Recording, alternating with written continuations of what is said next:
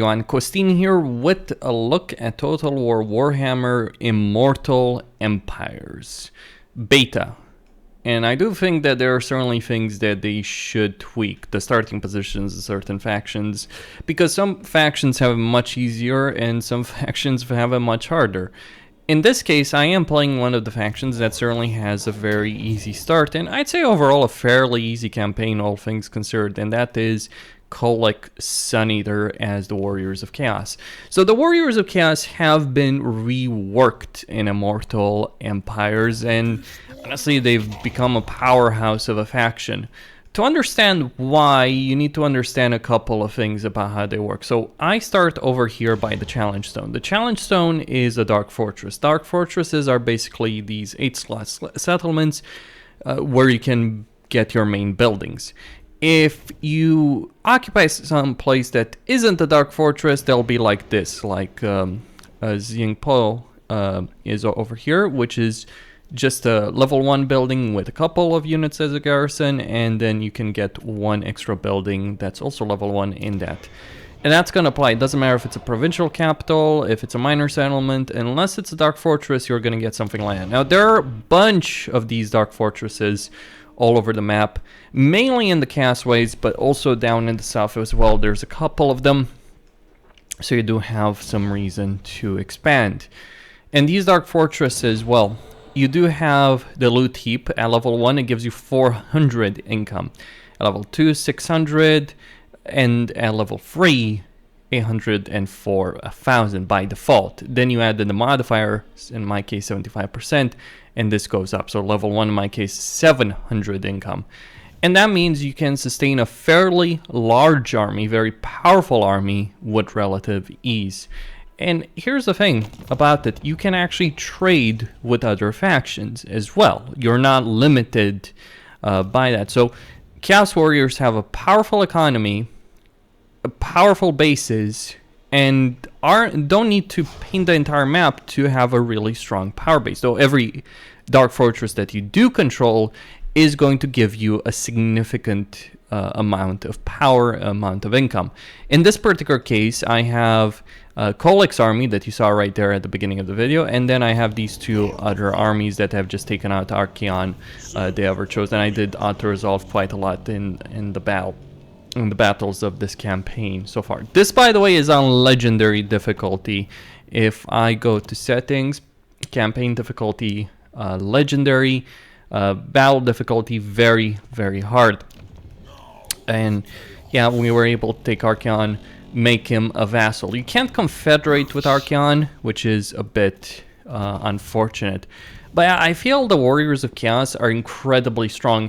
In particular, when I look at the actual factions, I think Archaon himself or Kholek are probably two of the strongest lords right now of the Warriors of Chaos, probably stronger even than the Champions of Chaos, though I haven't really played that much with them. But Kholek is just a one-man powerhouse, and you give him Dragon Ogre Shagoffs and Dragon Ogres and Hell Cannons, it's like this army right here has not lost a single major battle or in a single battle in the entire campaign on legendary. And it's not like I've been fighting these battles either. I've been auto-resolving.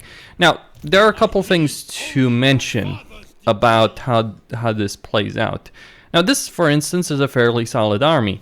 But what's been happening throughout the entire campaign, and one of the reasons I haven't lost a single battle, actually, is that every time that I think I'm going to come up against a major battle with Kholek, my opponent flees. In fact, throughout the entire campaign, maybe this is an AI issue, the opponent has fled. Now, I'm not quite certain I could have taken all of the fights, but I do also have vassals, and I'll get into that just a bit. And generally, there's always vassal armies roaming around, so maybe the AI is thinking, oh, well, maybe I can win this battle, but then the vassal army or my allies are going to come in.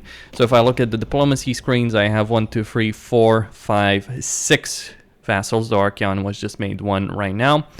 And I have 2 military allies with Velch and Eschen Skeech.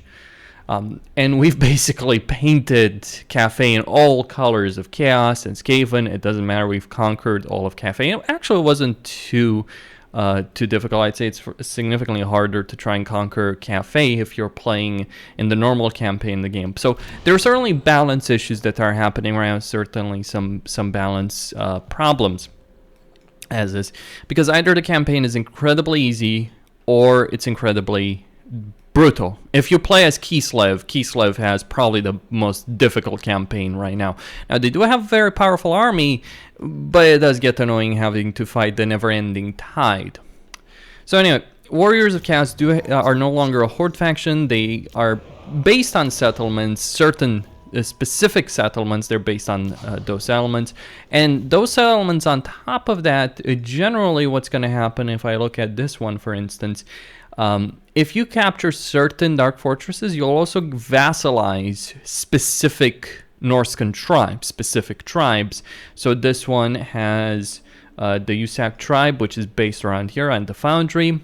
And there's also territory that is in the region that's associated with that tribe, and you can transfer the settlements to your vassal.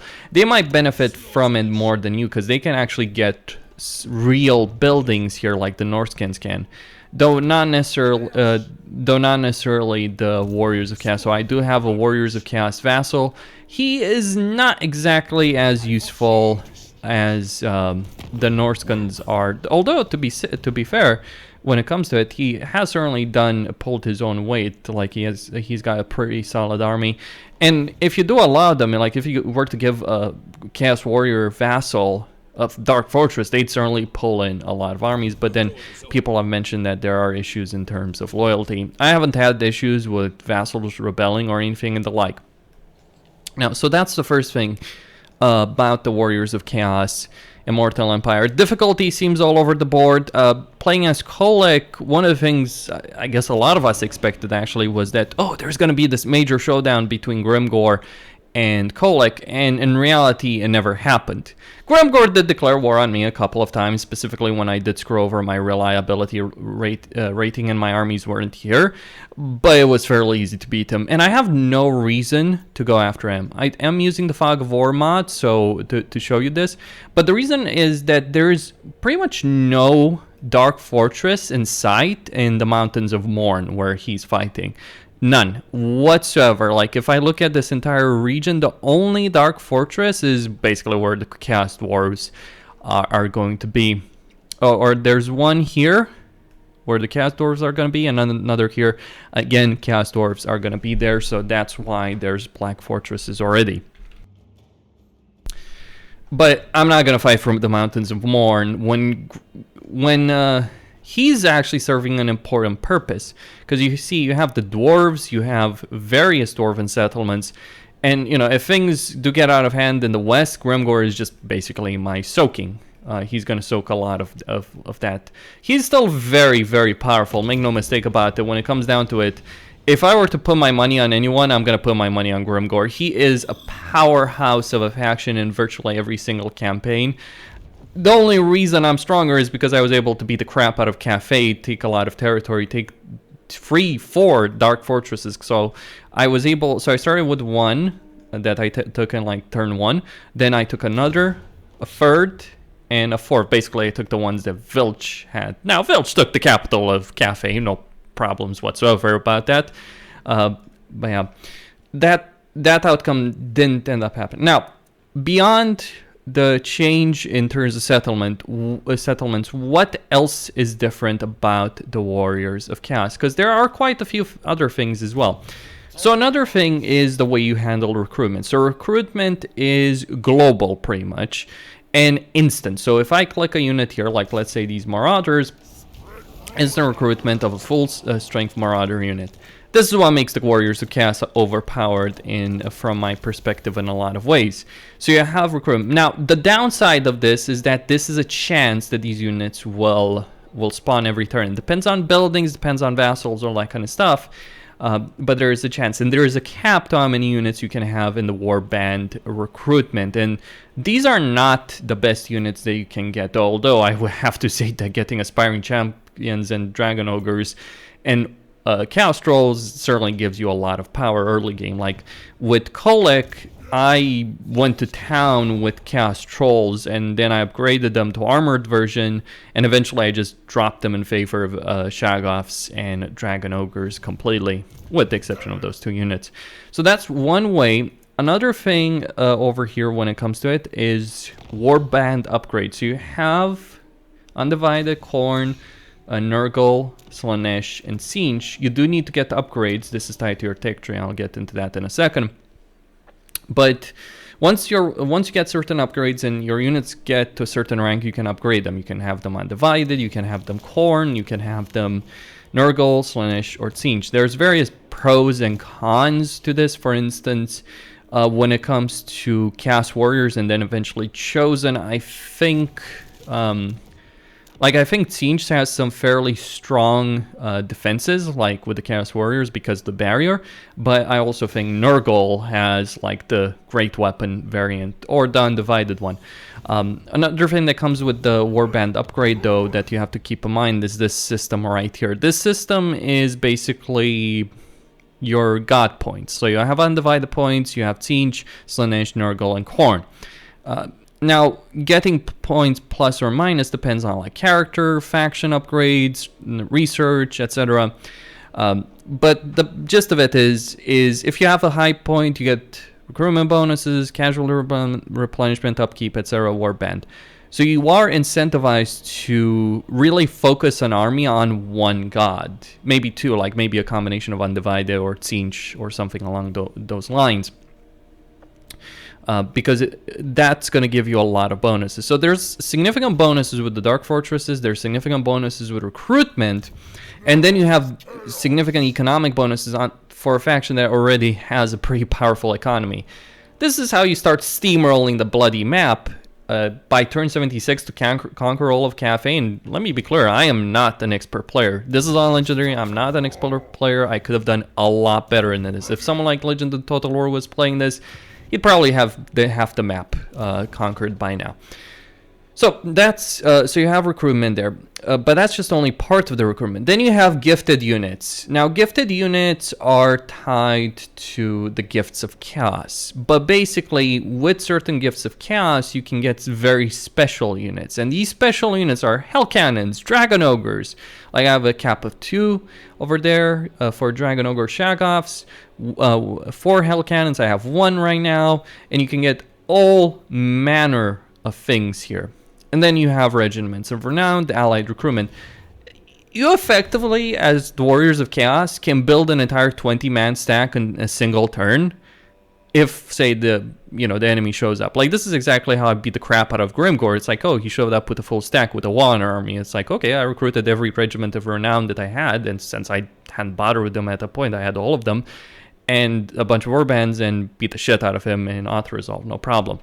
So you are very flexible. You can react to situations very quickly, and you have a lot of economic and military power behind you. And you're a melee faction. Like, whatever changes Creative Assembly has made between ranged and melee, let be said that range still dominates. However, you have so many units, and you can move so quickly, and you can you can fight on multiple fronts. Like I've been fighting. Like, Kolick hasn't left Cathay since he's gotten there, but I've had to deal with Grimgore to an extent, and then Archaon, and it's like, I haven't bothered sending Kolick. It's like, to beat Archaon, I just raised these 2 armies. One's a Tzeentch army, basically, and another is an Undivided Marauder one. And you can get really powerful units as well, like with the upgrades, like getting all the way to Chosen, though I haven't been able to do so far. Okay, now, when it comes to diplomacy, you have all the benefits of the Warhammer free diplomacy over here. You don't start that war automatically anymore as chaos or anything like that. But now let's look at, actually I think I'm gonna go with the tech tree. So you have your tech tree. The stuff in the middle is undivided. Stuff on the sides is with the monogod. So you have Khorne, Nurgle, Tzeentch, Slaanesh, and they offer different pros and cons. They might increase your authority. The system here is called authority with one particular god or another, and you have certain upgrades that do affect it in one way or another. You can get barrier, various bonuses. For instance, right now I can get one that's a mystical banners, and that would just give me 1 authority for each active gift of Siege. Now, what are gifts? Now, gifts are unlocked with research. So you have this over here. And to unlock slots here, you need to get research. The undivided stuff in the center, the monogod stuff on the sides. So for instance here, I haven't really bothered with anything except 1 point in Siege. And beyond that, I've just gotten a lot of stuff, the undivided stuff. Now, how do these gifts work? Well, you start with a couple of basic ones, and you need to spend the currency souls. You spend a certain amount, like 500 is the minimum, though it can go to 2,000 easily, or 2,500, and you get various bonuses, like, oh, you can get a couple of Chaos Furies as gifted. By the way, that's pretty useless, I have to say. Or replenishment for your Marauders, and attack for your Marauders, or experience gain, or tribute from vassals. That's a particularly useful one. I have it up, even though I don't have the extra benefit. Like, some of these will benefit from research that will improve them. And the more souls you spend, either on beginning gifts or the upkeep cost, the more it adds to a pull, and eventually you will unlock better stuff. So for instance, I've unlocked the Dragon Ogre Shagoffs over here, and I've unlocked the Hell Cannons, which are Chaos Undivided units. And so that's how it works. Now, here's the issue.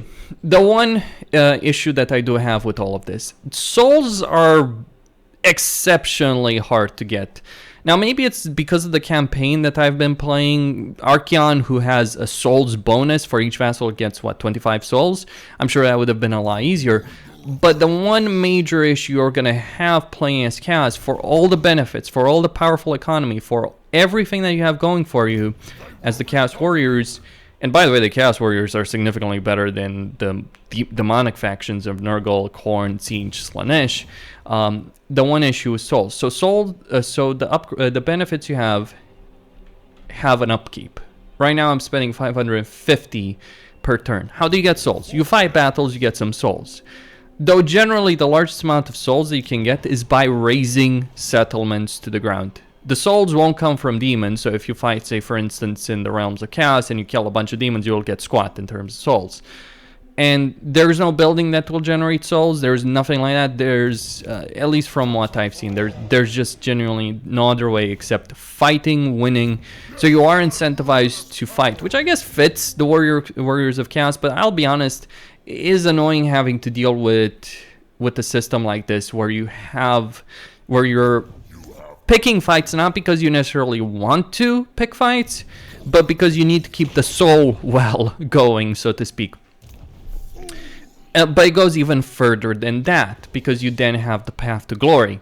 So 550 souls per turn. You get maybe 1,000 for a major battle, or 2,000 for a major battle, 1,000 or so for a big settlement. And each hero, except your main ones, your legendary lord, each hero, each lord, they can become a devotee. Now, and then eventually a demon, that you can ascend them to demonhood if you so desire. So looking at these armies, so for instance here, I could devote, and it's interesting to note, by the way, your exalted heroes can only be exalted to Khorne or Nurgle, whereas your sorcerers can, well, they can go with Siege or Slaanesh. All right, for whatever reason, we have those restrictions in place, which is annoying when it comes to it. Like, I understand sorcerers wouldn't be for Khorne, for instance.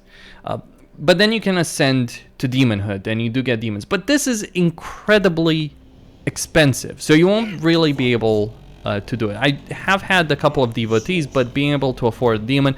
Now, granted, I'm only 76 turns in.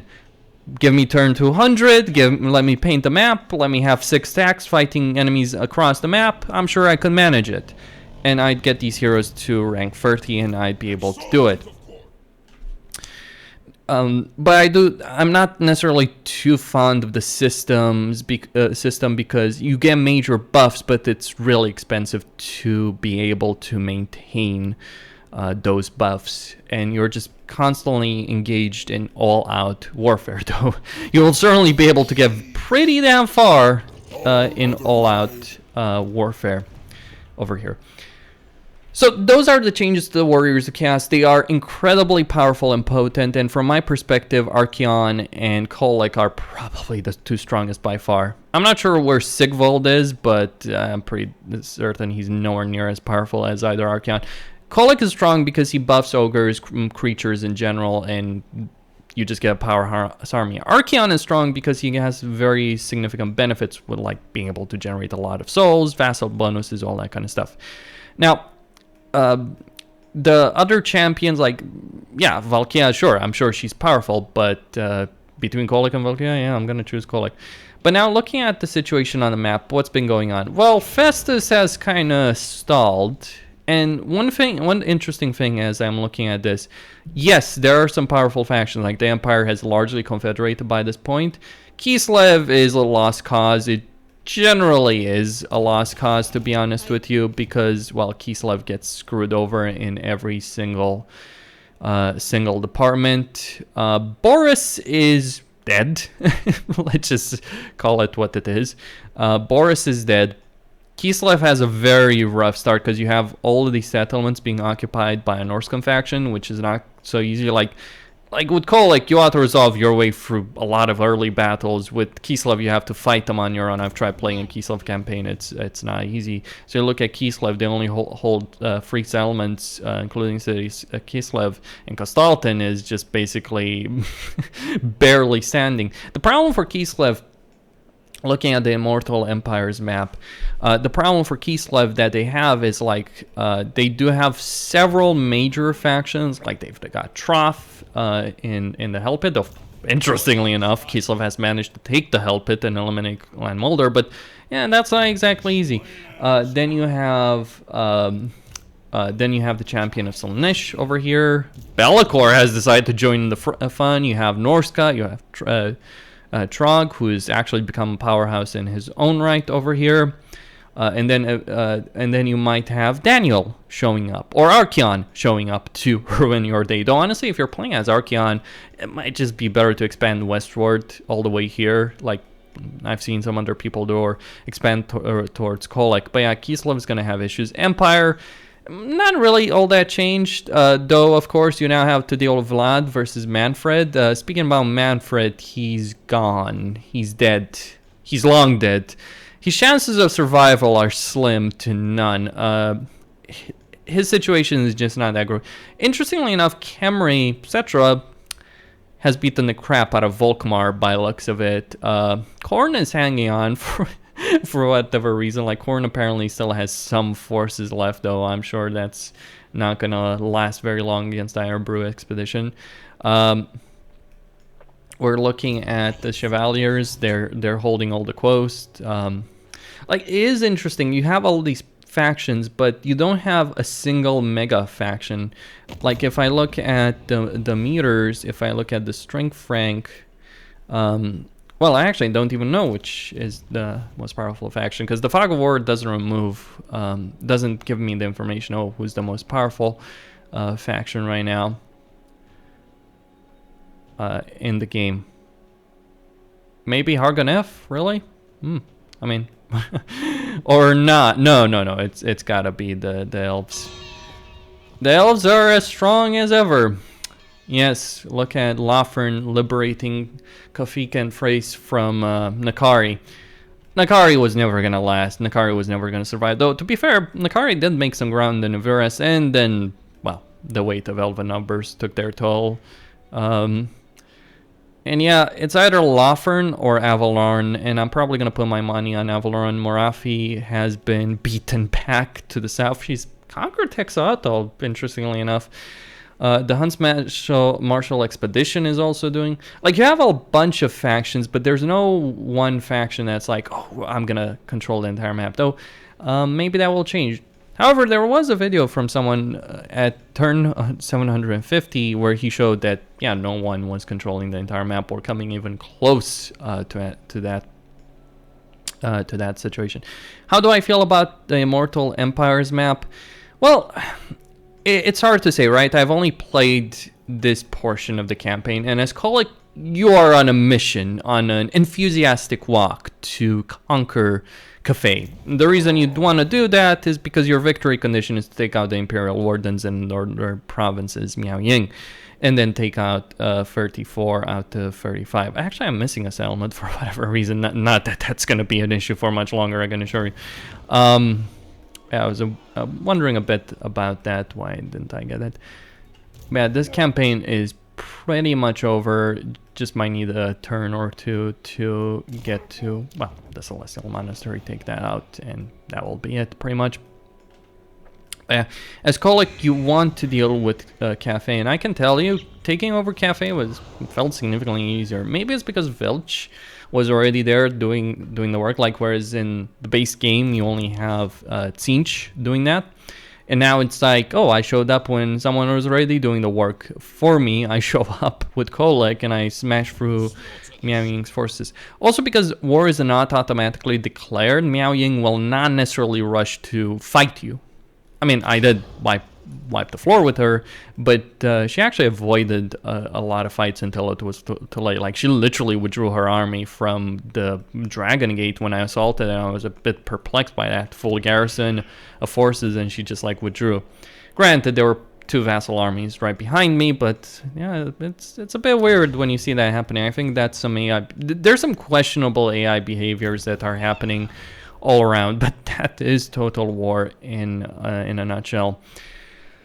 I think the campaign map is fine, though certainly the Kislev, the Cathay situation is, look at how large. Actually, let me just open the map. This, like, everything you see from here all the way down, no, not necessarily completely, but a lot of it is Cathay. That is a gigantic area to deal with. Over there. I am a dragon. To take all of it. You certainly do have Dark Elves having a role in this, and the Lizardmen and all that, and, well, various other factions as well. Actually, if you're playing, you do have certain options as well if you want to go for them, though not necessarily recommended. Like, you can bypass Bastion. Like, you can either go for the mountains or you can go for the sea, I imagine, if you want to do so. Though going for the mountains means dealing with ogres and Grimgore, not exactly a fun scenario. Going by sea, well, might require dealing with the Dark Elves in some capacity. There's been a major war between the Dark Elves and the Fort, says the champion of Tzeentch right here over Cathay. But yeah, looking at the map, I think it's pretty solid for the most part. I haven't really encountered major issues, though there are certainly some balance issues. Like, Kislev's starting situation is just miserable. Like, and one of the things I feel Creative Assembly should avoid is genuine misery. Because look at the situation Catherine has to deal with. Like, let's not even talk about Costalton. Like, Costalton is fucked beyond redemption. But look at Catherine's situation. She does have an entire province of free settlements, which if she captures, she's going to be in a really good position. But here's the problem. She starts a war with the Norse Scum faction. She then might have a Slan declare war on her. That happened to me. Then she's got the situation of Hellpit declaring potential war on her. And then you've got the potential of Frog and the champion of Slaanesh all coming down, with a bunch of Norscan tribes all coming down. And that's not even counting for the situation with the orcs from the mountains, or potential of Vlad and all that. Like, yeah, as Kislev, you're screwed, more or less. The Empire is probably pretty easy to play, although you do have to deal with the Broken Axe. Like, your natural enemy, like, once you take over all of Reichland, chances are you're going to have Grom declare war on you, dependent on how many casualties you've taken. Though in this case, the Wood Elves have managed to throw him out of his home base, so to speak. So he's just holding a minor settlement in Aquitaine And I'm sure that given the armies that are arrayed against him, that's not necessarily gonna last for a very, very long period of time. Bretonia is pretty okay, I guess. Like, Bellicor? Bellicor is an interesting one, because he does have quite a bit of potential. Like, he has 3, 4 Dark Fortresses, 5 even, like pretty damn close to him, I gotta say. Like, all of these are within striking distance of him. And he does have the entirety of Albion, so he does certainly have a great deal of potential, but I'm not sure he's quite able to utilize that potential. He has 2 Dark Fortresses, and he does have quite a few forces available to him as well, and, well, here he is in all of his glory. I do think there's certainly some faction balancing that needs to go in, like, consideration for starting position, because it can't be that you just start a campaign and it's genuine misery. Like, Kislev should not have a harder campaign start than Grombrindal. Consider this. It's harder to play as Kislev than it is to play as Grombrindal over here, and Grombrindal is screwed, to put it mildly, because he has no allies, no one to trade with. He has no advantageous situation. He's on his own, and he has to survive somehow by the skin of his teeth against, well, virtually everyone that wants his head. Malekith and the like. Anyway, so my perspective, my impression of Immortal Empires, well, Warriors of Chaos, really good work. Immortal Empires still needs some work, I think, in terms of, not the map, not the way it plays or anything like that, but just like the balancing situation between the factions. Some factions need a buff, some might need a nerf. It wouldn't surprise me if they do decide to nerf. Like, at this moment, I'm not sure how the new champions of Chaos are, but they're probably in a better position. Like, think of Valkia. Like, Valkia starts next to this, and she does have some Dark Fortresses, right? But they are a decent distance away, and if she goes too far east, she's going to run into Sigvald and get into conflict. And she does have the Dark Elves that she starts a war with, so she's going to have some issues dealing with all of that. So she has some limiting factor. As Archaon or Kolek, this is really what sets them apart. Who's going to contain Archaon or Kolek? Boris? Okay, with all due respect, Boris has Daniel to contend with as well, and, well, between Daniel and Archaon, 2 major factions that are naturally predisposed against you, Boris is not going to survive a lot of campaigns, no matter how hard he tries. That's just a reality of the situation.